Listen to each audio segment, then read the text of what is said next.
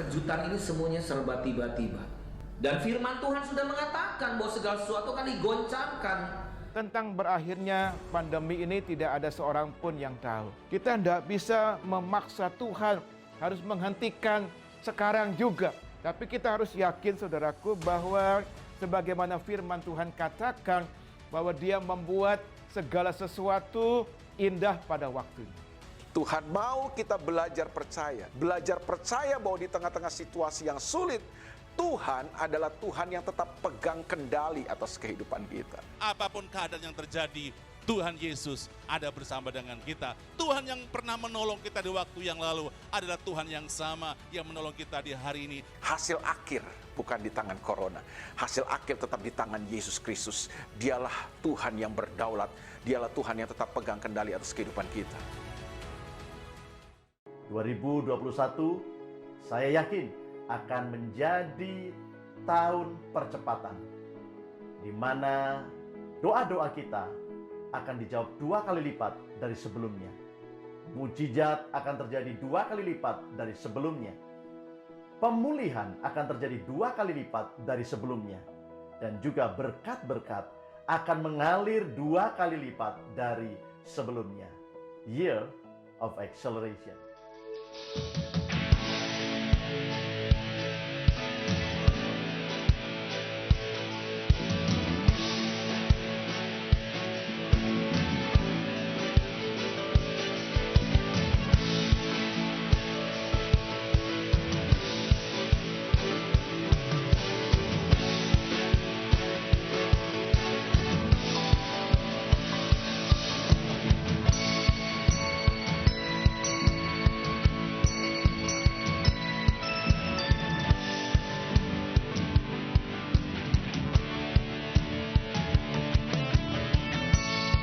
Mari kita sekarang bersama-sama akan masuk ke Yerusalem baru.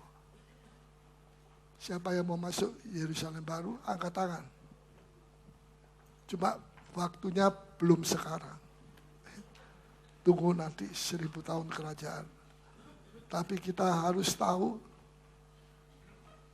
apa yang ditulis di dalam firman, harus kita tahu.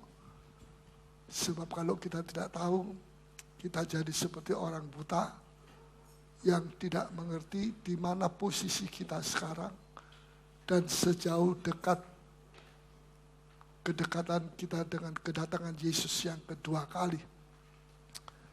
Mari kita akan membuka kitab Wahyu pasal yang ke-21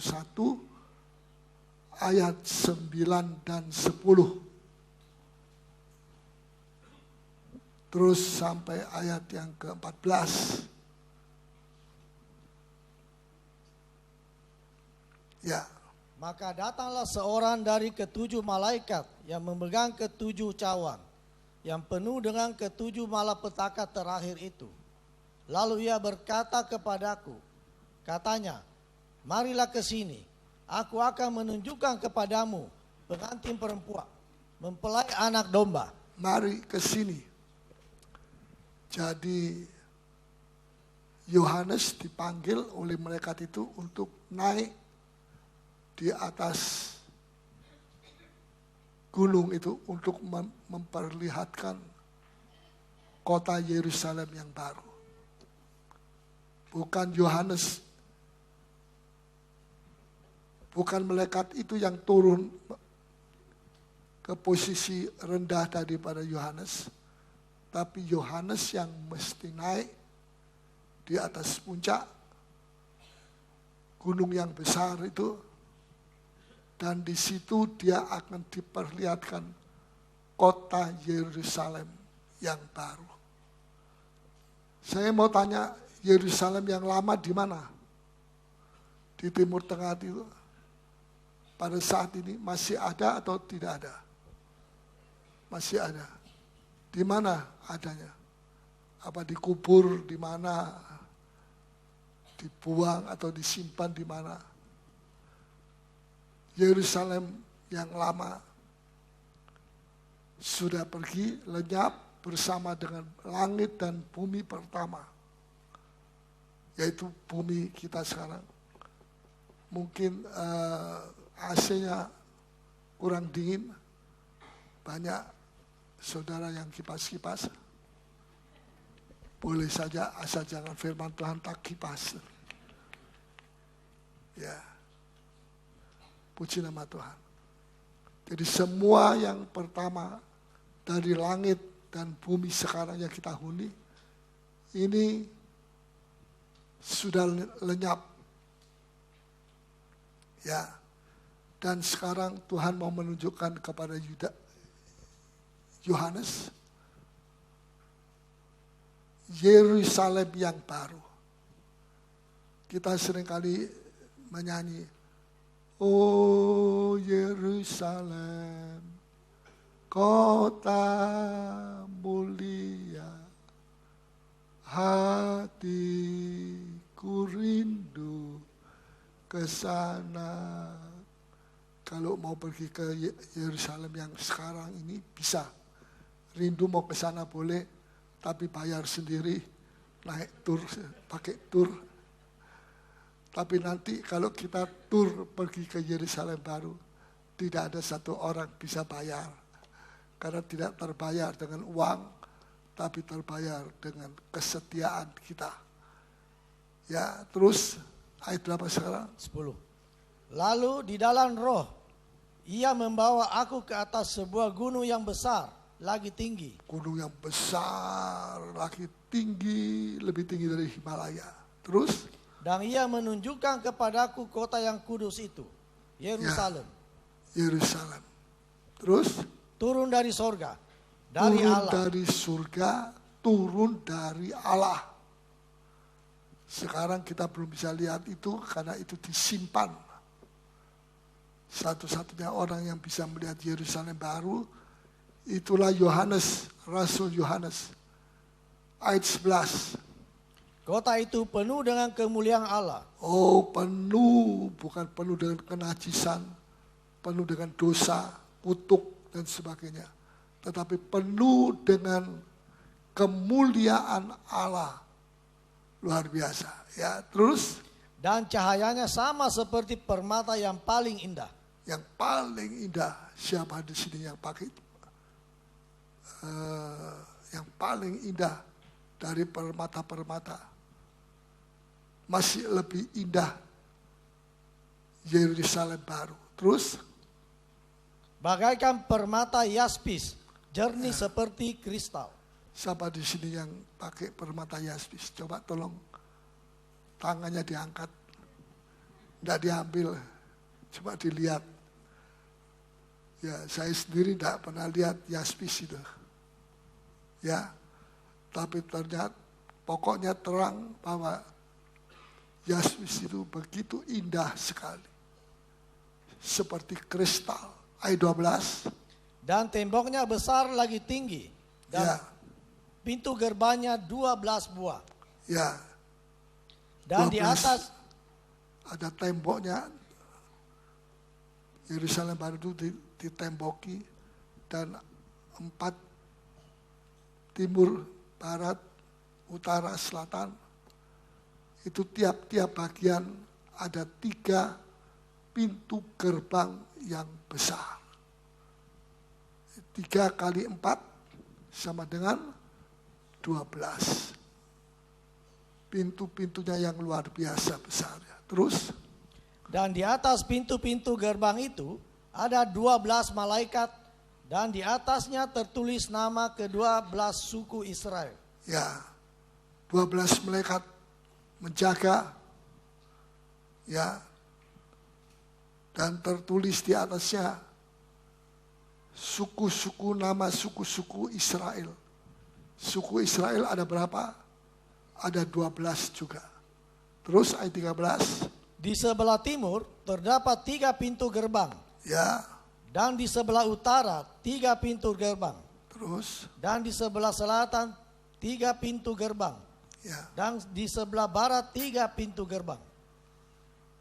Dan tembok kota itu mempunyai 12 batu dasar. 12 batu dasar.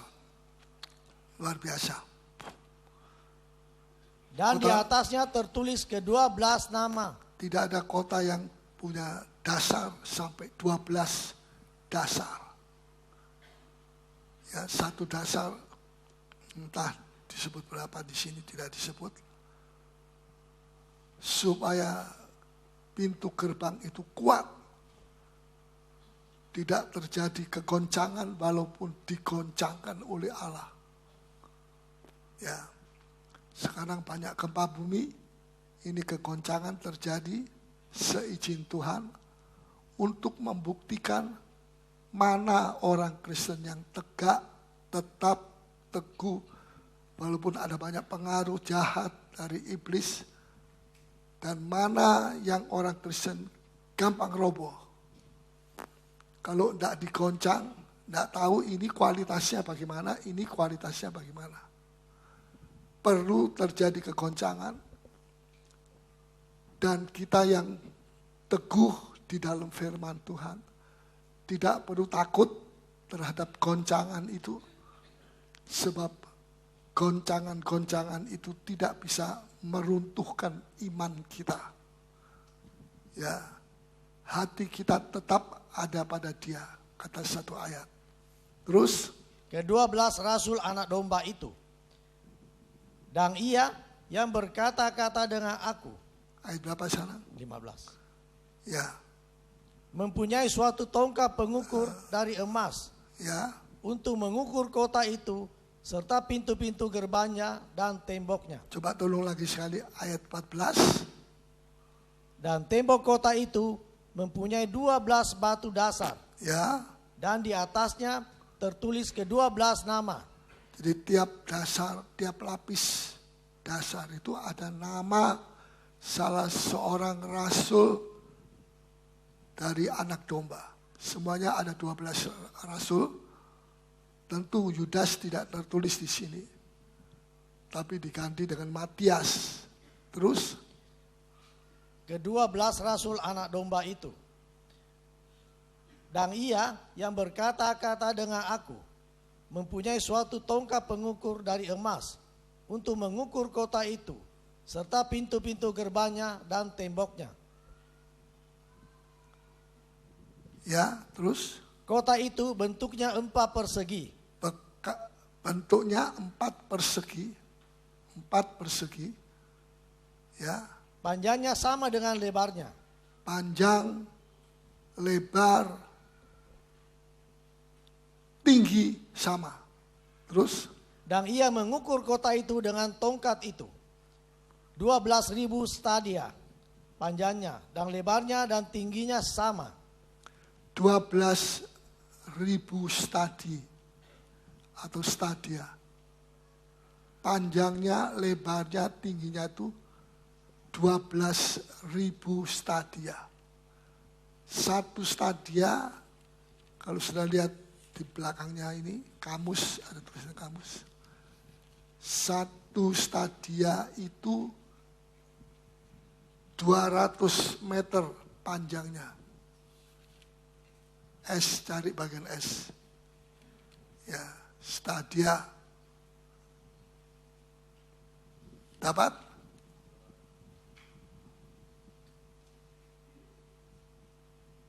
Ya.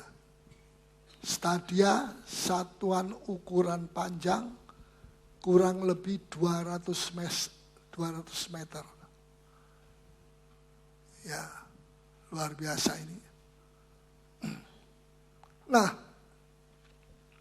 jadi Yerusalem yang baru ini turun dari surga, dipersiapkan di surga dan belum diperlihatkan kepada umat manusia.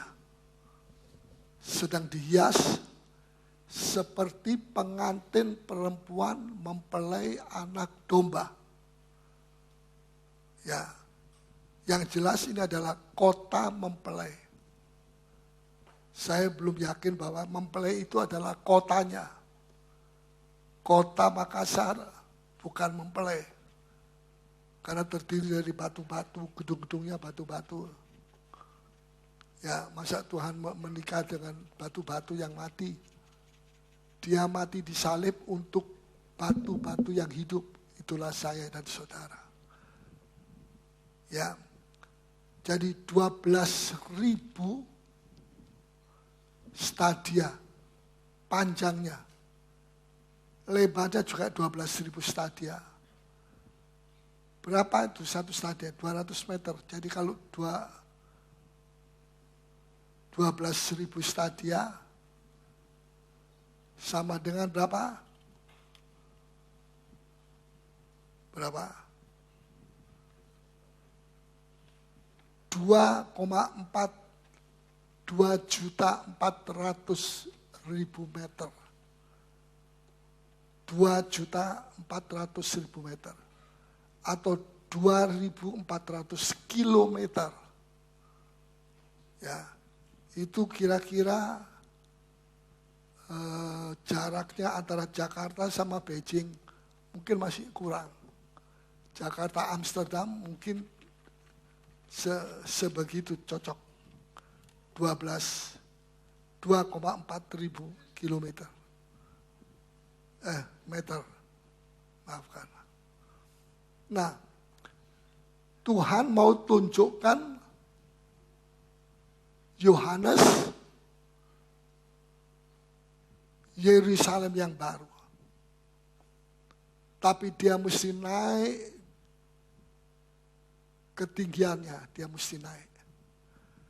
Dia baru bisa melihat Yerusalem baru itu kalau dia berpijak pada posisi yang tinggi. Ya. Kalau dia terus di bawah dalam tabernakel, ada gambar tabernakel. Di halaman terus, sudah berapa tahun ikut Yesus? Oh, sudah 30 tahun. Tapi bolak-balik halaman. Bikin mesbah bakaran, kembali lagi ke pintu gerbang. Ya, tidak masuk, tidak ada kerinduan untuk masuk lebih dalam ruangan Maha Kudus yang ada 3 alat itu. Bahkan saudara tidak bisa melihat kota Yerusalem baru itu kalau saudara tidak berdiri di posisi ruangan Maha Kudus yang paling tinggi, di mana ada tabut di sana. Ya, tapi untuk sampai masuk di dalam ruangan Maha Kudus, saudara harus merobek apa? Merobek apa? Merobek daging, tirai robek, daging kita robek. Merobek daging itu bagaimana? Apa saya nanti pulang, cari pisau, belati, kemudian saya dalam nama Tuhan Yesus Kristus, percaya tidak mati, mati. Karena itu bunuh diri namanya. Jangan bunuh diri ya. Tadi pembunuhan itu, kita tidak berhak membunuh diri kita sendiri. Walaupun ini diri kita, tapi yang pemiliknya adalah Tuhan. Amin. Nah, tirai mesti dirobek. Tirai itu daging, kedagingan kita. Ya, misalnya saudara berdoa jam 1, jam 2 pagi. Lain kali saudara seperti malas. Akhirnya ngorok lagi fase kedua. Kemudian ngorok lagi ke fase ketiga. Tapi kalau saudara mengambil tindakan tegas, saya ingin menyembah Tuhan, ada rasa haus yang luar biasa, itu namanya merobek daging. Bukan dengan pisau, bukan dengan darah kita mesti mencucur lebih dulu, tapi dengan tidak mengikuti keinginan kedagingan kita. Ya, difitnah orang, diolok orang, dicemburui orang, mau dibunuh orang, difitnah orang, saudara mau balas, atau saudara serahkan kepada Tuhan. Kalau sudah serahkan kepada Tuhan, itu namanya merobek daging. tidak dituruti daging ini maunya membela diri terus. Tapi pada saat kita mengambil kesempatan itu untuk tidak membela diri, serahkan kepada Tuhan, Dia yang membela, karena hanya Dia yang punya hak untuk membela kita. Maka saudara sudah merobek daging. Ya, saudara diberkati, begitu diberkati, ingat 1/10, ini dari iblis. Dalam nama Yesus pergi engkau hai segala. Mandi, ingat lagi 1/10, ini saya mungkin mesti menyemplung masuk di dalamnya untuk dibaptis. Tidak, saudara tidak menuruti itu, tirai tidak dirobek. Tapi kalau saudara melakukan kehendak Allah, bukan karena blur ini, sus ini, and so forth, and so on, maka saudara sedang merobek daging saudara. Contoh-contoh yang seperti itu. Mau pergi gereja, tiba-tiba kurang 15 menit, mau keluar dari rumah, datang tamu, koncol awas, koncol lama. Wah, saya mau pergi gereja, PA. Tapi tidak apa-apa, ayo kita duduk, minum kopi luwak. Mahal itu katanya. Tidak apa-apa, temannya lebih rohani. Loh katanya mau pergi gereja, pergi aja, saya pulang. Lebih rohani toh. Dia bilang, udah apa-apa, sekali-sekali masuk neraka, udah apa-apa. Sekali-sekali. Dia kalah dengan kedagingannya.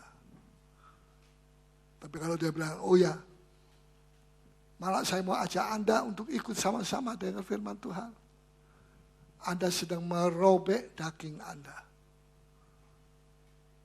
Sebab kedagingan ini mempunyai banyak keinginan. Sebab itu kita tidak bisa naik, kita tidak bisa kita jadi bosan ikut Tuhan. Sebab kita selalu berada di tempat yang bawah. Ya, lama-lama orang yang di bawah itu jemu, melayani jemu, jenuh. Ya, apa saja yang dilakukan, doa jenuh, jemu, baca Alkitab jemu. Karena posisi Anda ada di bawah terus. Anda masih melayani Tuhan, tetapi Tuhan tidak melihat pelayanan itu. Tuhan lihat hatimu bersemangat, berapi-api, atau hatimu itu sudah dingin, atau suam, panas tidak, dingin tidak. Manusia melihat apa yang kelihatan di luar kita. Tapi Tuhan melihat apa yang tidak bisa dilihat oleh manusia di dalam diri kita. Bisa nangkap? Bahkan apa yang saya sendiri tidak bisa melihat di dalam diri saya, itu yang dilihat oleh Tuhan. Itu menentukan. Makanya Rasul Paulus di dalam Roma pasal yang ke berapa itu? 15 atau dia tidak mengatakan melayani.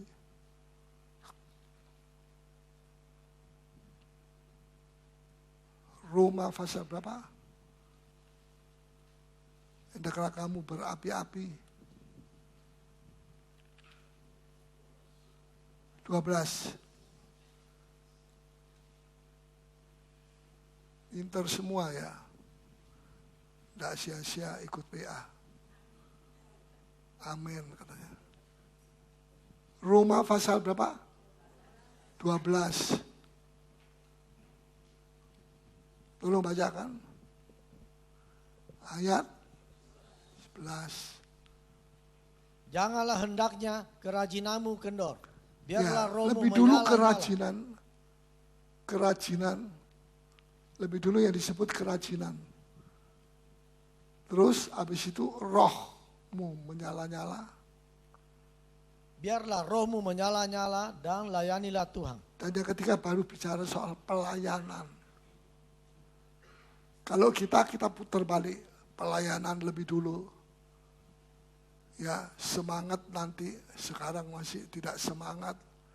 Pokoknya melayani Tuhan. Rohnya tidak lagi menyala-nyala, tidak menjadi soal. Ya, semangatnya kendor. Kerajinannya kendor. Tidak. Tuhan mau supaya roh kita menyala-nyala lebih dulu. Kerajinan kita tidak kendor.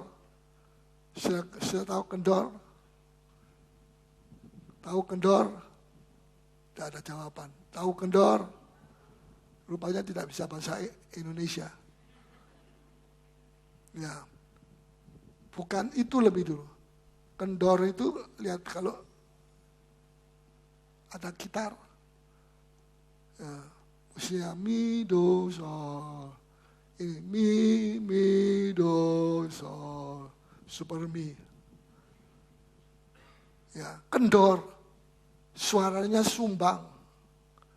Lihat kalau orang Kristen itu sudah kendor rohaninya. Omongannya kan sumbang. Bukan sumbang 100 juta rupiah untuk Gunung Merapi, bukan itu. Ya. Kalau perkataan kita sudah mulai sumbang, itu tanda merah, kita mesti hati-hati. Sebab kalau kita mau panjang umur, jaga mulut lidahmu, kata 1 Petrus. Tapi kalau mau cepat mati, ya tidak usah dijaga, keluarkan saja semua. Perkataan mengutuki dan apa saja semua. Jadi Tuhan itu memeriksa sebelah dalam lebih dulu yang tidak kelihatan oleh mata manusia. Kenapa? Karena pelayanan ini tertuju kepada Tuhan. Yang kita layani adalah Yesus, Tuhan. Makanya Tuhan melihat lebih dulu pelayanan kita yang tidak kelihatan. Kasih mula-mula kita yang tidak kelihatan. Itu dulu diperiksa oleh Tuhan. Bukan pelayanannya.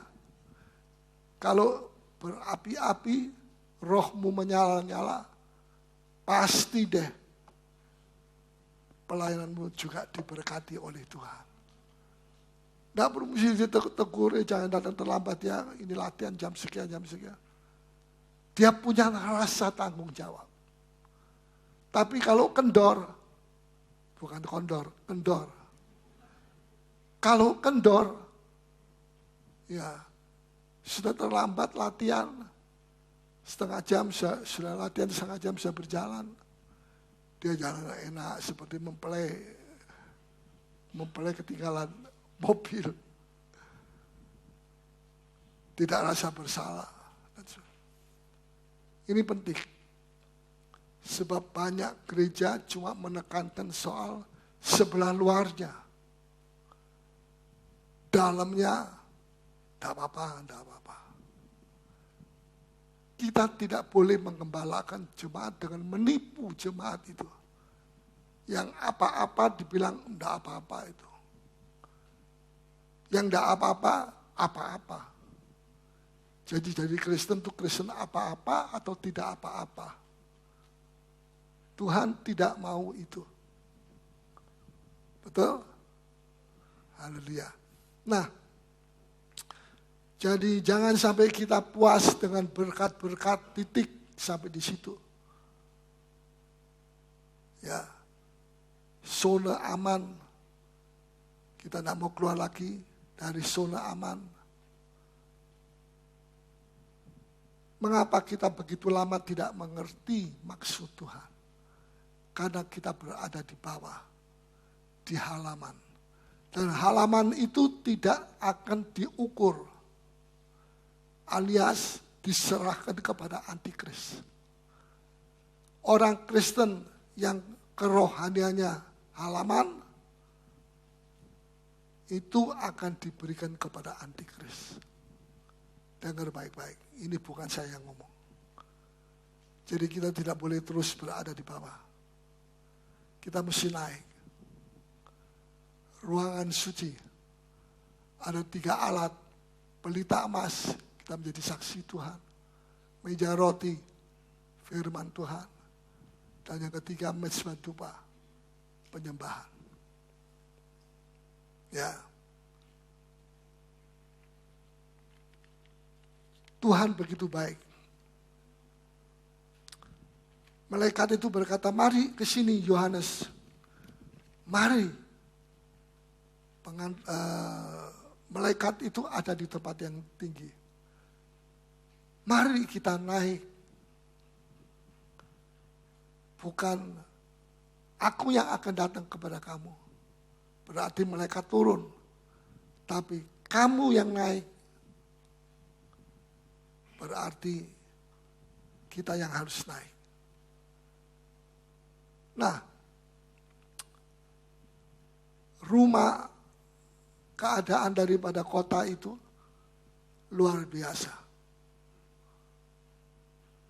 Saya mau tunjukkan kepada saudara. Panjang, lebar, sama. Berapa tadi? 2.400 kilometer. Ini kota loh. Ini bukan pulau. Kalau pulau panjangnya 2.400 ya masuk akal. Ini kota. Bisa nangkap? Kota mana ada kota di dunia yang panjangnya 2.400 kilometer. Panjang lebar sama. Dan yang paling menakjubkan tingginya sama. Berapa tingginya? 2.400 kilometer. Saya mau tanya, kota mana di dunia yang paling tinggi? Tentu yang mesti ada pencakar langit, gedung tinggi, yang tertinggi dari seluruh gedung-gedung yang ada di dunia ini. Saya kira dua menara yang dibom berapa tahun yang lalu itu, bukan dibom, diterjang oleh, itu bangunan yang paling tinggi. Saya pikir begitu. Atau ada 2 bangunan yang ada di Kuala Lumpur, itu yang tertinggi. Mungkin ada yang satu lagi di Taiwan, tapi beda-beda tipis. Ya, ada yang 400 lebih, ada yang 500 lebih, ada yang 300 lebih. Baru 500-an meter, bukan kilometer. Berarti kota itu yang ada menaranya tinggi itu, tingginya kota itu diukur dari tingginya menara. Kota yang tertinggi di dunia ini 500 meter tingginya. Dibanding dengan Yerusalem baru, berapa? 2.400 kilometer atau 2.400.000 meter. Menakjubkan? Luar biasa. Nggak usah elevator, nggak usah. Nggak usah pakai lift, karena kita bisa terbang sendiri. Nggak pakai sayap. Ya, kita pikir saya mau ke sana, tiba-tiba kita sudah di sana. Kalau pakai sayap, keber 1 tahun nggak sampai-sampai. Menakjubkan sekali ini. Dibanding dengan kota Yerusalem yang lama, yang sekarang masih ada. Kalau saudara diberi kesempatan melihat bangunan itu, Yerusalem yang baru, saudara tidak bisa tidur di gereja. Tidur di rumah ya boleh, kalau tidak nanti masuk angin. Tapi saudara tidak akan bisa tertidur, ngantuk, ngorok di rumah. Di gereja. begitu menakjubkan sekali. Saya berpikir siapa yang menghuni Tuhan? Karena ini masih belum disebut. Apakah orang-orang kudus yang nanti akan jadi mempelai Tuhan itu punya rumah di situ juga? Karena di luar Yerusalem baru masih ada banyak rumah-rumah sekarang yang sedang dibangun. Coba kita baca. Yohanes Fatsal yang ke-14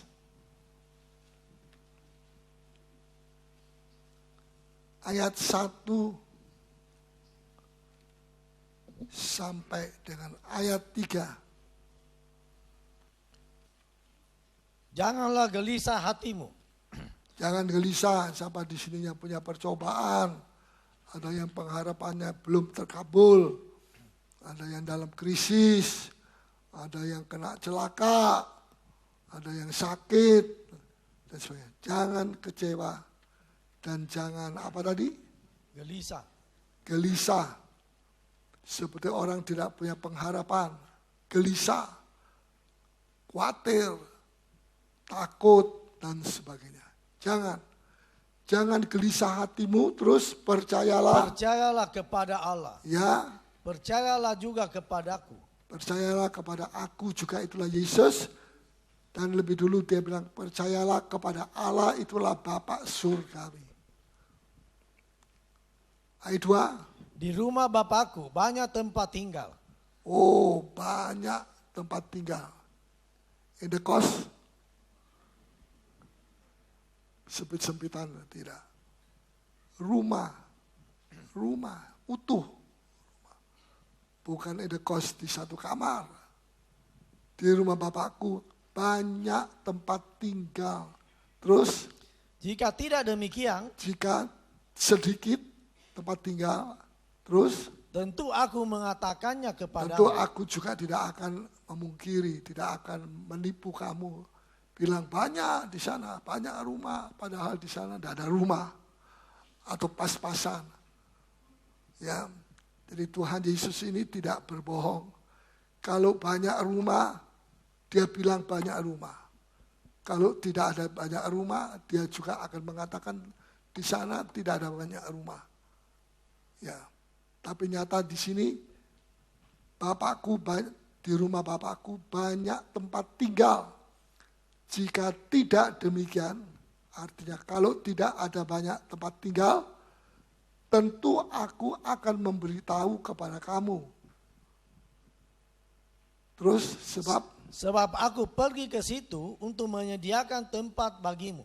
Ya, ayat 3. Dan apabila aku telah pergi ke situ dan telah menyediakan tempat bagimu, aku akan datang kembali dan membawa kamu ke tempatku, supaya di tempat di mana aku berada, kamu pun berada. Ya, puji Tuhan. Jadi banyak rumah sedang dibangun di sana. Betul? Banyak tipe rumah. Ada mau tipe 57, 75 atau tipe berapa. Besar, kecil. Rumah saudara di sana tergantung kesetiaan Anda kepada Tuhan. Dan kalau orang itu jatuh dalam dosa, rumahnya yang sedang dibangun ambruk. Jadi dia mesti mulai dari bawah lagi. Yang kerja bukan tukang-tukang seperti sekarang di sini. Tapi yang kerja adalah melekat-melekat. Ada yang pintar. Pakai semen. Tapi bukan semen 3 roda. Semennya surga. Ya, sedang dibangun. Makin setia. Makin tidak banyak kritik. Makin tidak acuh tak acuh. Rumah saudara akan makin besar. Apa yang saudara lakukan di sini, itu sebetulnya menentukan apa yang akan Anda huni di sana. Jadi kalau orang itu bijak, dia tidak banyak omong. Dia tidak banyak mempersoalkan hal-hal yang tidak berarti. Sebab itu akan mempengaruhi sikap kita sekarang di sini, akan dan sedang mempengaruhi pembangunan rumah kita di sorga. Ya, jadi tidak bisa nanti ada orang bilang, saya tidak tahu. Tidak ada pendeta kasih tahu, pendeta Paulus juga tidak tahu. Yang kasih tahu saudara bukan pendeta Paulus, yang kasih tahu saudara adalah firman Allah. Karena ada tertulis dalam firman Tuhan, maka saya harus memberitahu kepada saudara. Saya tidak memberitahukan sesuatu yang tidak ada dalam Alkitab. Jangan terima khotbah-khotbah yang tidak ada dalam Alkitab. Banyak nabi-nabi palsu sekarang. Ya, dan kalau bisa nabi-nabi palsu itu mempengaruhi orang-orang yang punya pengaruh besar dalam gereja. Kalau tidak disucikan dia bisa menjadi sandungan di dalam tubuh Kristus. Jangan lihat sebelah luar, lihat sebelah dalam. Apa yang saudara lakukan itu mempengaruhi bangunan yang sedang dibangun oleh malaikat-malaikat di surga. Kesetiaan saudara penting. Ya, jangan sampai setiap kali kita ambruk, terpuruk. Kapan kita menjadi sempurna? Kalau Yesus datang, tidak bisa menunggu rumah si A belum selesai. Wah, menunggu lagi, rumah si B belum selesai. Sekarang selesaikan. Kalau tidak, kesempatan tidak akan diberikan pada saat Yesus sudah datang. Kedua kali. Ya, kita mesti melayani dengan, jangan melayani dengan roh persaingan. Sekarang ini banyak gereja bersaing dengan gereja untuk menyedot jiwa-jiwa. Saya bilang kepada saudara, saya menyedot jiwa-jiwa bukan dengan cara-cara duniawi, tapi dengan cara yang Tuhan ajar kepada saya. Hadirat Tuhan ada di sini, pengajaran Tuhan dibuka, orang akan datang. Sekarang dia putar-putar biasa saja sampai tua dia putar-putar terus. Nanti satu waktu dia pasti akan menemukan sesuatu yang dia butuh untuk menyenangkan hati Tuhan. Apa yang dibutuhkan manusia kalau bukan firman Tuhan? Betul? Tapi jangan sampai kita tiba pada saat di mana kesempatan untuk mendapatkan kesempatan yang baik itu sudah lewat. 5 anak darah yang bodoh sudah lewat. Ya, tukang yang kerja, tukang kebun yang kerja sudah lewat. Jangan tunggu kesempatan sudah lewat. Karena itu, layanilah Tuhan dengan kasih. Ya, persaingan itu adalah suasana dunia. Yang heran sampai sekarang ini, di dalam kerajaan sorga, suasana kerajaan sorga, gereja Tuhan, persaingan masih banyak. Tuhan bilang begini, melalui Rasul Paulus, biar kamu bisa memberi apa saja, bahkan tubuhmu diserahkan untuk dibakar. Tapi kalau itu dari persaingan, supaya dapat nama, atau ini atau itu sia-sia. Itu bukan kasih. Masukkan di dalam pikiran saudara ini, seumur hidup jangan lupa. Anda melayani Tuhan bukan karena persaingan. Ada persaingan di dalam gereja, satu gereja, persaingan. Gereja itu menuju kehancuran. Ada yang antar gereja dengan gereja. Wah ini kok bagus, ini mau lebih dibagusi. Kalau ini saja lebih dibagusi, ini minta lebih dibagusi. Hawa nafsu. Saya sendiri kaget bentuknya gereja ini kok begini di sebelah luar. Karena di dalam gambarnya tidak begitu. Ya. Bukan karena persaingan. Amin. Ya.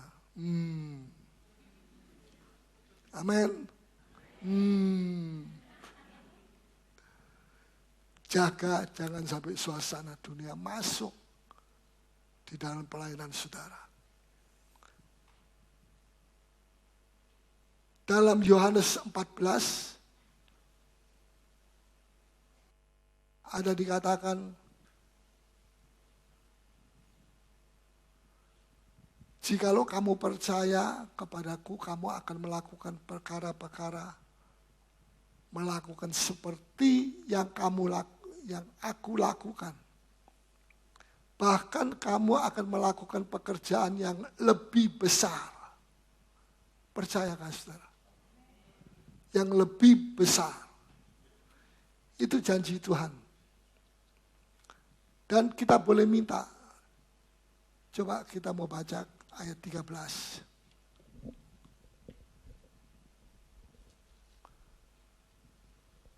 Dan apa juga yang kamu minta dalam namaku, Ya. aku akan melakukannya, supaya Bapa dipermuliakan di dalam Anak. Supaya Bapa dipermuliakan atas apa yang kita minta itu. Tuhan akan melakukan apa yang kita minta, Tuhan akan memberi jika Bapa dipermuliakan. Bukan dasar yang lain. Coba kita mau baca ayat yang ke-12 sampai 13. Aku berkata kepadamu, sesungguhnya barang siapa percaya kepadaku, Barang siapa percaya kepadaku, Yesus, ia akan melakukan juga pekerjaan yang aku lakukan.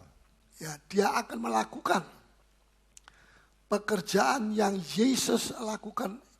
Yesus mati, disalib dan bangkit hari ketiga dan dia naik ke surga. Bukan berarti kalau dia sudah naik ke surga semua sudah selesai. Habis, mujizat habis. Ya, saya percaya gereja ini nanti akan ada banyak hal sesuai dengan pernyataan Tuhan kepada seorang berapa tahun yang lalu. Kita sedang mendayung sampai kepada satu istana, begitu banyak berpeti-peti alat-alat yang belum dipakai. Yang belum dipakai. Untuk bersaksi, untuk mencari jiwa, untuk komsel. Ya, melayani Tuhan bukan cuma manggrong di sini. Melayani Tuhan itu membawa jiwa-jiwa kepada Kristus. Saya harap yang choir juga mencari jiwa. Betul? Saudara tidak dikasih angka oleh Tuhan kalau hanya untuk menyanyi saja. Ya, saudara mesti punya buah. Buah saudara adalah jiwa-jiwa. Ada banyak orang yang tadinya tidak bisa membawa suami. Sekarang mereka bawa suami. Tapi ada juga orang yang tadinya bawa suami, sekarang suaminya hilang. Karena tidak jadi contoh. Di gereja bilang, haleluya. Di rumah, haleluya. Khotbah apa tadi pendeta Paulus? Haleluya. Ya. Ayat 13 sudah selesai? Ya. Sudah. Ayat 14 sudah selesai? Ya, silakan. Bahkan pekerjaan-pekerjaan yang lebih besar daripadaku. Ya, kita tidak cuma Daripada melakukan itu. pekerjaan yang besar, Sebab tapi pekerjaan aku yang lebih besar daripada itu. Sebab aku pergi kepada Bapa. Ya, Aku pergi kepada Bapa, pekerjaan yang aku lakukan, mujizat-mujizat itu nanti akan diteruskan oleh murid-murid Tuhan. Kalau saudara murid Tuhan, setia, saudara akan dipercayakan sesuatu oleh Tuhan, ya, dan untuk membawa jiwa-jiwa datang kepada Kristus. Ayat 14. Jika kamu meminta sesuatu kepadaku dalam namaku. Kalau kamu minta sesuatu dalam namaku, kata Yesus, aku akan melakukannya. Ya, aku akan memberi. Tuhan tidak bilang nanti aku akan pikir-pikir dulu. Ini cocok atau tidak cocok. Tidak.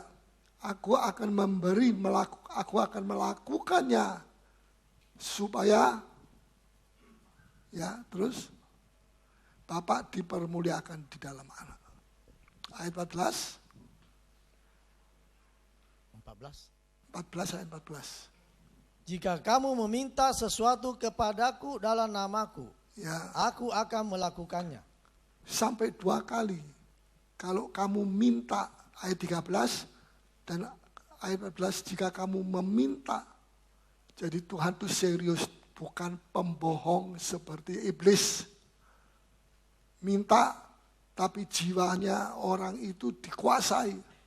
Mati dia masuk neraka bersama dengan iblis itu. Yesus, kita minta sesuatu, keselamatan. Yesus tidak minta jiwa kita lebih dulu. Malah dia memberikan nyawanya. Dia menumpahkan darahnya. Mati dan bangkit pada hari ketiga. Setan mau memberikan sesuatu tapi dia ambil jiwanya.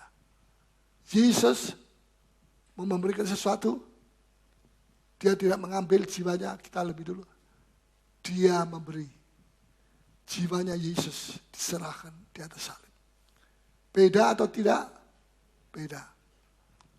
Apa yang kau minta? Seperti sini dikatakan sampai 2 kali. Apa juga yang kamu minta dalam namaku, aku akan melakukan. Saudara minta apa? Wah, saya sudah tahu. Minta apa? Minta duit? Minta duit? Ada yang gini. Rupanya ini orang langka. Tidak mau duit. Tuhan tanya sama saya, mau minta apa kamu? Lautan jiwa, Tuhan. Dan dari gereja ini nanti akan keluar orang-orang yang dipakai oleh Tuhan. Saya seorang bapak, kalau melihat anak saya dipakai Tuhan, marah, bersaing, itu bapak stres. Kalau bapak yang sehat, senang dia anak-anaknya dipakai Tuhan. Saya akan melihat itu nanti dari gereja ini. Hanya tinggal waktunya. Persiapkan piring hati saudara. Supaya jangan kalau pada saatnya Tuhan datang dan Tuhan memberikan karunia-karunia talenta. Saudara tidak ada 1-2 orang tidak dapat. Karena saudara tidak siap. Tuhan mau supaya kita siap. Hati kita terbuka, hati kita taat. Orang Israel mau dituntun seperti domba menuju ke negeri Kanaan. Dengan Musa sebagai bapak dan Harun sebagai guru. Mereka mau dituntun seperti domba-domba, tapi sayangnya mereka menolak Musa dan Harun. Jadi akhirnya mereka tidak sampai kepada tujuan. Karena tidak ada penundukan diri kepada Musa. Mungkin maunya dia, Tuhan bicara langsung dari sorga. Tuhan sudah kerjakan atau belum itu? Sudah. Dari atas bukit Sinai. Waktu Allah turun ke situ, Musa saja ketakutan, apalagi orang Israel. Itu gunung Sinai bisa seperti diayak, tahu diayak, ditampi. Kalau ada binatang berani dekat situ, mati kosong. Apa kosong? Hangus. Ya, itu bahasa Perancisnya.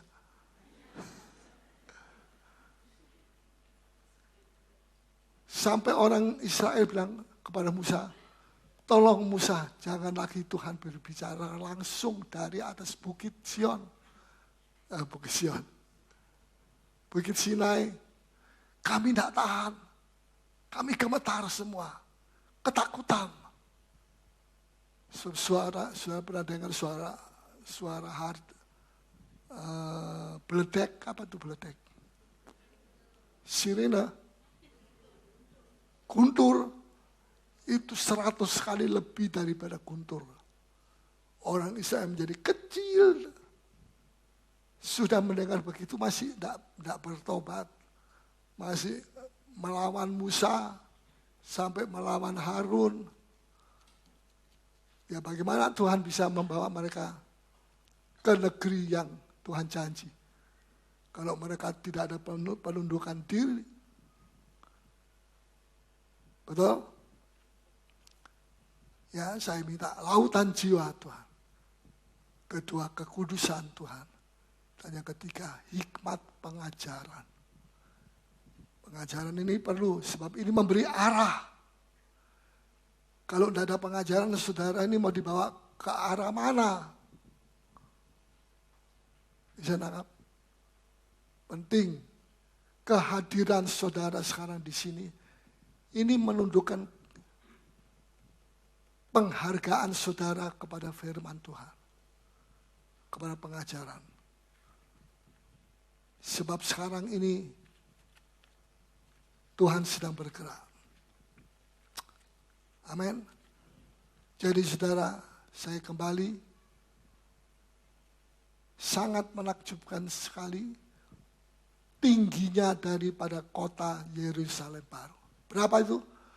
2.400 kilometer, bukan meter. Kalau meter, 1 meter segini. Kilometer, 1 kilometer itu 1.000 meter.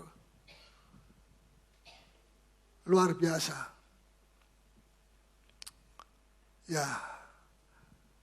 Karena gedung-gedung yang tinggi itu, karena kota itu begitu tinggi sekali, maka perlu dasar yang kuat. Betul? Kalau tingginya 2.000 kilometer, 2.400 kilometer, kemudian fondasinya cuma 100 meter. Gempa bumi datang, roboh semuanya. Makin tinggi, makin dalam. Seharusnya. Betul? Teman kami, pendeta siapa itu? Di Singapura. Kong Hee. Waktu dia mau membangun gedung gereja yang sekarang ini, arsiteknya bilang, insinyurnya bilang, jangan kaget dalam tempo setengah tahun ini tidak kelihatan pekerjaan apa-apa. Sepertinya seolah-olah tukang-tukangnya malas. Orang Singapura tidak malas ya. Kenapa kok begitu? Sebab kita sedang membongkar, membuat kedalaman untuk dasar. Berapa meter saya tidak tahu. Sebab kalau tidak dalam, kena gempa, roboh. Kalau tingginya cuma 10 meter, ya pakai dasar 1 meter cukup. Tapi kalau tingginya sampai 2.400 kilometer, perlu dipertanyakan dasarnya bagaimana. Dan di sini di dalam wahyu ini dikatakan dasarnya terdiri atas 12 lapis. 12 lapis permata. Dan tiap lapis permata itu ada nama dari rasul-rasul anak domba. Itulah 12 rasul. Coba kita mau baca di dalam Ibrani pasal yang ke-12 ayat 27.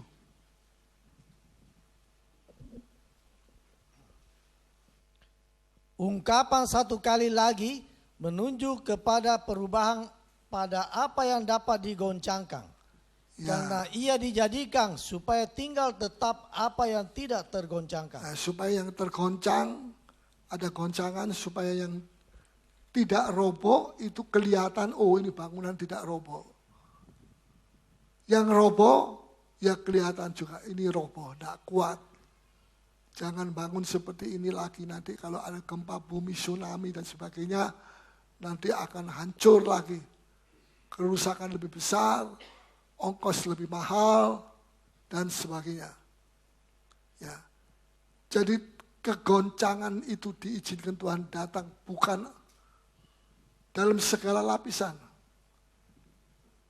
Dari masalah politik, kegoncangan seperti di Timur Tengah, ya Gaddafi digoncang, Mubarak digoncang, ya hampir banyak sekali negara-negara yang dikuasai oleh penguasa-penguasa yang sudah berapa puluh tahun, tidak pernah diganti, sekarang digoncangkan.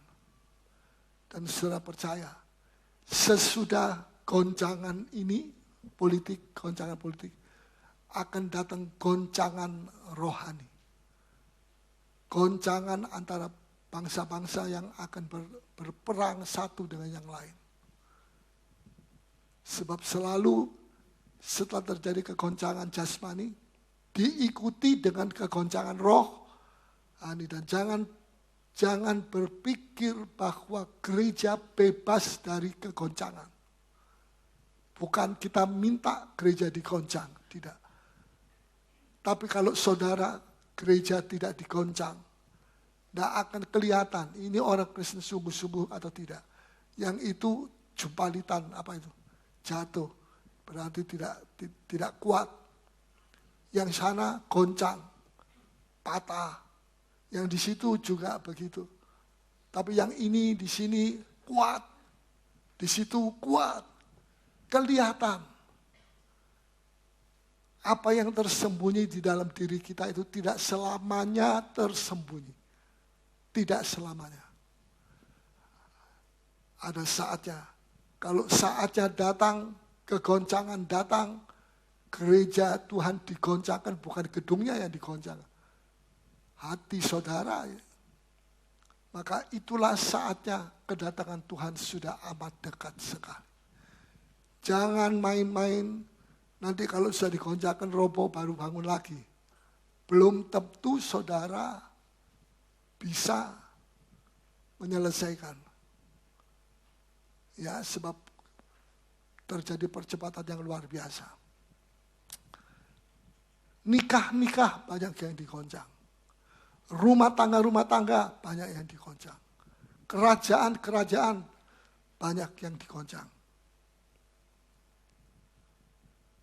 Tapi satu, firman Tuhan tidak bisa digoncang. Satu lagi, gereja yang melaksanakan firman Tuhan. Jangan kita cuma bangga, kita punya pengajaran. Tapi kalau kita tidak melaksanakan, sama saja. Bahkan Tuhan akan menuntut lebih banyak dari orang Kristen yang tahu pengajaran tapi tidak melaksanakan pengajaran itu. Begitu kita mendengar pengajaran, kita dituntut.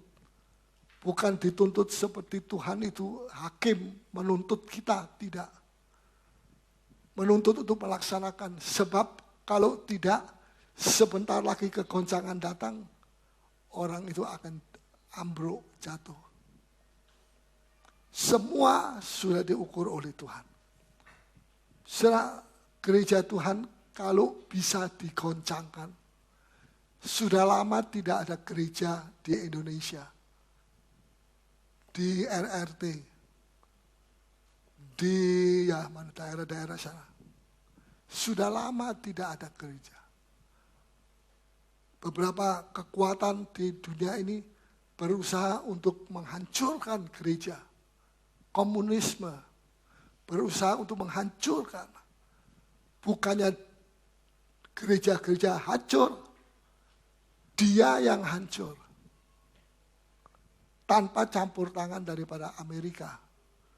Sebab kalau Amerika turut campur, nanti Amerika juga bagi-bagi kemuliaan dengan Allah. Tidak.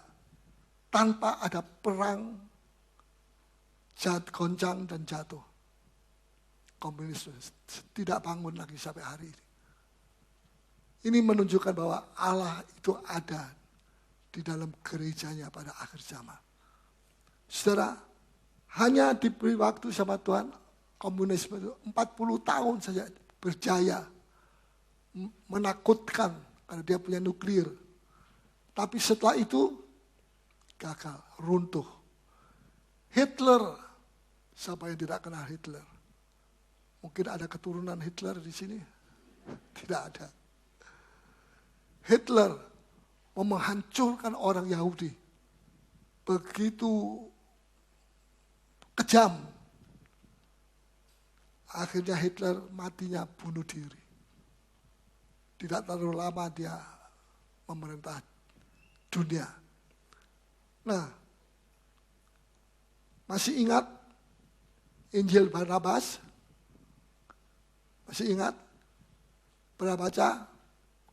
Injil Barnabas. Tahun 70-an, 80-an, waduh laku keras. Banyak orang Kristen beli di toko buku rohani. Sekarang, mana beritanya? Bahwa tandanya dia masih hidup. Lebih banyak yang ikut sama dia. Tidak ada. Sekarang sudah mati itu Injil Barnabas. Siapa yang tidak digoncangkan? Gereja Tuhan. Kita perlu firman Tuhan. Kita perlu melaksanakan. Ini adalah kasih karunia. Tapi sayang seringkali Tuhan menangis karena Tuhan melihat banyak orang Kristen menyia-nyiakan kasih karunia Allah. Coba kita baca 2 Korintus 6 ayat 1-2.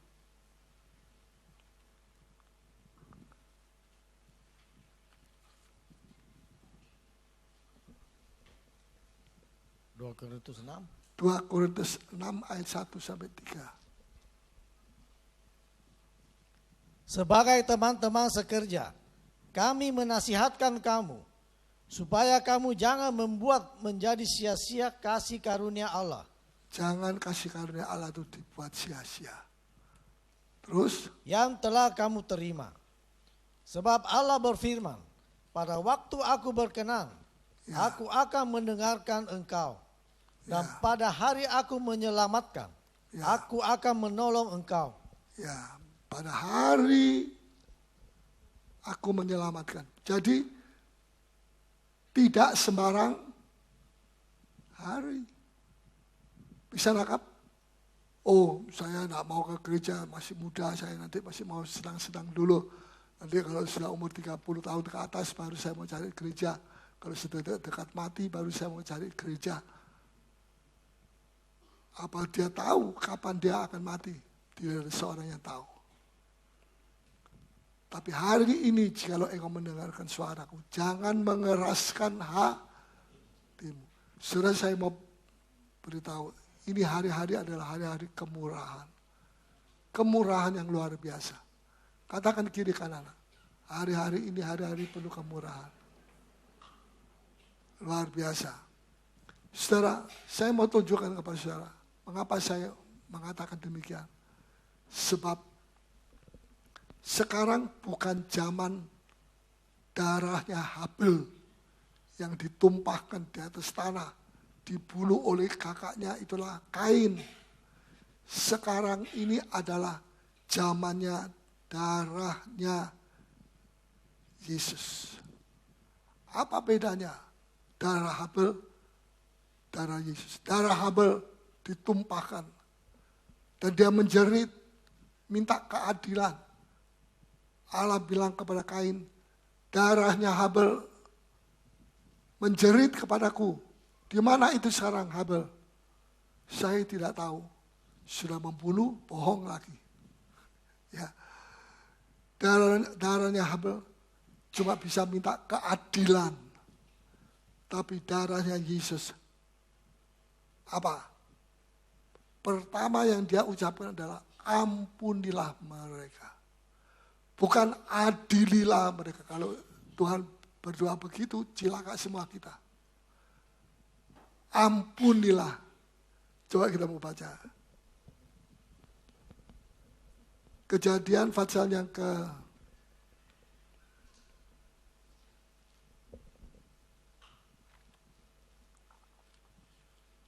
siapa yang tahu lebih dulu boleh. Ayat 10. Kejadian 4 ayat 10.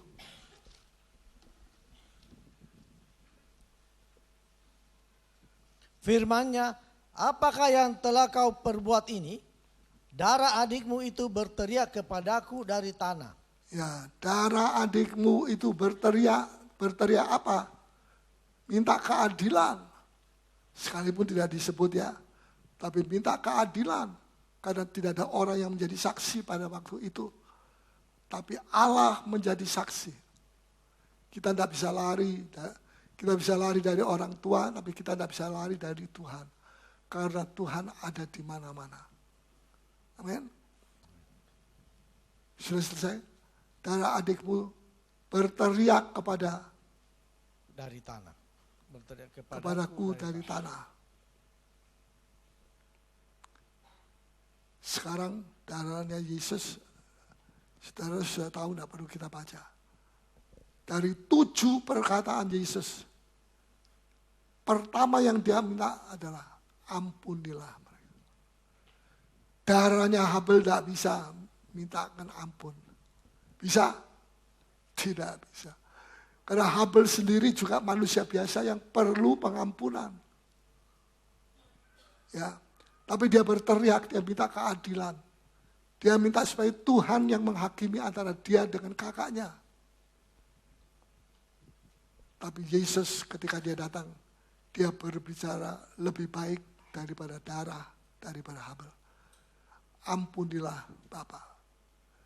Karena mereka tidak tahu apa yang mereka sedang lakukan. Ampunilah. Kalau dia tidak berdoa ampunilah, kita tidak ada di sini sekarang. Tapi karena pengampunan daripada darahnya Tuhan, kita ada di sini. Mari, ini baru dasar pertama saya bicara. Nanti akan ada dasar kedua, ketiga. Mungkin sudah bertanya, mengapa kok bicara soal dasar lebih dulu, fondasi dulu. Ya, sebab kalau fondasinya tidak kuat, gedung itu bisa ambruk. Betul? Kota itu bisa ambruk. Tapi Tuhan memberikan kekuatan yang dahsyat, sehingga kegoncangan yang paling dahsyat pun tidak bisa menggoncangkan kota Yerusalem yang baru. Amin. Percobaan tidak bisa menggoncangkan saudara. Itu arti yang sederhana. Ya, fitnah, omongan orang, ya tuduhan orang tidak bisa menggoncangkan saudara. Kalau saudara hidup di dalam darah daripada anak domba Allah. Iblis boleh menyerang, tapi darah Yesus membungkus kita. Dan kita tidak tergoncangkan. Yang tergoncang adalah kerajaan iblis. Tapi kerajaan Allah tidak tergoncang sampai selama-lamanya. Haleluya.